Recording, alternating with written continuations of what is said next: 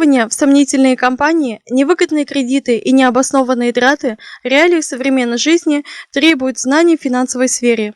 Очевидно, что навык обращения с деньгами нужно развивать с самого детства и распространять среди среднего и старшего поколения. Сейчас везде принято проводить и просто посещать уроки финансовой грамотности. Уроки финансовой грамотности, например, в школе, как известно, начали свое начало с 1 сентября 2022 года. При этом часовая нагрузка на учеников не увеличилась, так как отдельного урока по новой дисциплине не было предусмотрено. Для школьников развивать финансовую грамотность привычно в рамках и других для школьников предметов. Также существуют уроки финансовой грамотности, проводимые Пенсионным фондом России для лиц среднего и старшего возрастов. Такие уроки проводятся в разных организациях и культурно-досуговых учреждениях. Поэтому обычно при разработке программ занятий по финансовой грамотности должны быть учтены все возрастные особенности. Уроки финансовой грамотности могут проводиться в разных формах и для людей разного возраста. В форме лекционного часа, беседы-презентации, в игровой формах. Игровая форма познания финансовой грамотности легко воспринимается любыми возрастными категориями людей, так как она весьма интересна в своей подаче. В поселке Бреси Бресинского района Чувашской Республики в такой интересной форме люди с удовольствием учатся создавать свой стартовый капитал, совершать совместные сделки, составлять совместные юридические сделки, учатся передаче денег и активов, учатся выполнять операции по карточкам, заниматься благотворительностью и прочим финансовым операциям. Отзывы участвующих в данном мероприятии людей самые положительные, несмотря на то, что люди, принимающие участие в игре, самых разных специальностей и направленностей. Для меня эта игра была в первый раз. На самом деле игра очень увлекательная, очень интересная. Во-первых, учишься правильно расходовать финансы. Вот. Тем более финансы здесь, они большие, глобальные какие-то покупки можешь сделать. То, что в жизни реально, вряд ли, наверное, получится, но боимся рисков, вот.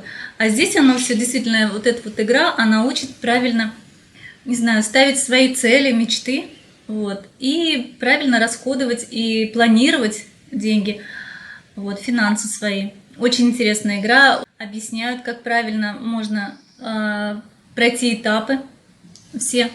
Вот. Растешь духовно, получается, и финансово растешь. И вот реально хотелось бы в жизни тоже все это воплотить в реальность. Руководитель компании, где проводятся такие игры, Андрей Николаевич Шашков, осуществляет обучение финансовой грамотности среди местного населения. Вот что он рассказывает о пользе подобных познавательных игр. Андрей Николаевич, скажите нам, пожалуйста, с какой целью вы открыли вот такой клуб тренажерки денежного мышления? Цель у меня была одна, чтобы население оно было как-то финансово образованнее, чтобы они все эти риски, что в жизни происходят, связанные с деньгами, они проигрывали уже во время тренировки, игры «Секрет денег». И во время тренировки уже у меня участники, они уже видят свои слабые стороны и свои моменты, которые они не понимают в жизни, которыми они встречаются. Во время тренировки там создается такая ситуация, такая же, как в реальной жизни у того же участника, как он ведет себя в финансовом плане в своей жизни.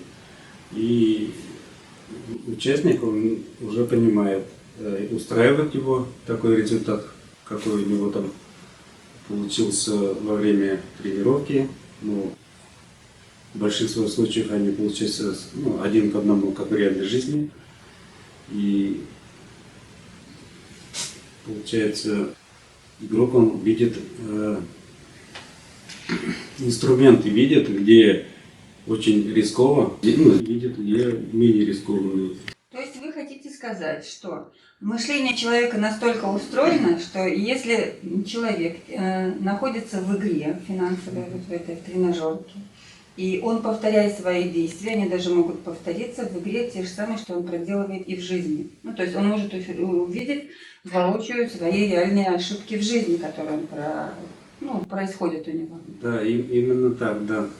И тому человеку, кому это все не устраивает, что у него, например, в жизни происходит, он может у нас на тренировке, уже рискуя уже не настоящими деньгами, скажем, токенами, он эти моменты прорабатывает. Чем еще полезна эта игра? Игра, она полезна тем, что она очень сильно развивает мышление человека.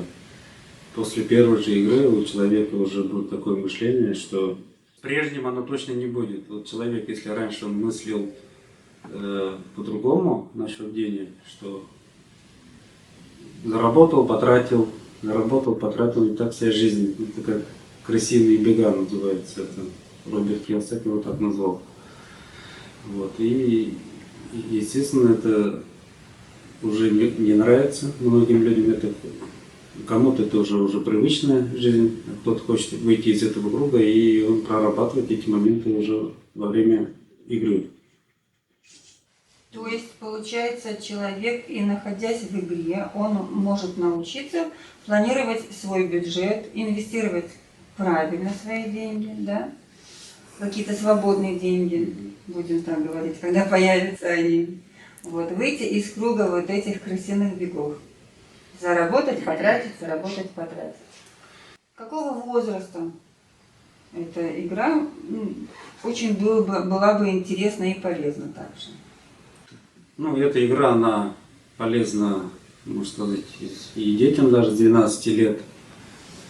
Это чем раньше как бы люди себя натренируют, то тем меньше у них будет риск потерь своих средств, потому что сейчас очень много разных предложений, соблазнов, где там предлагают инвестировать средства и получать там такие легкие деньги, баснословные проценты. Вот такие моменты, они у меня во время игры тоже прорабатываются, и человек понимает, что в реальной жизни надо быть аккуратнее с такими инструментами.